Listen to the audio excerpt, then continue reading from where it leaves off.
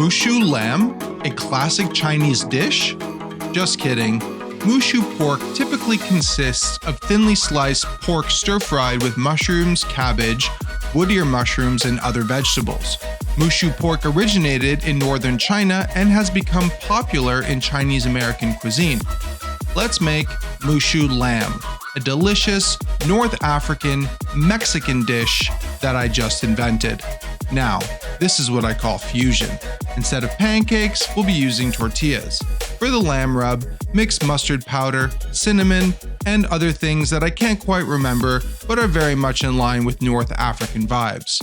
I used soy sauce, soybean paste, Shaoxing wine, and some brown rice vinegar for the vegetables.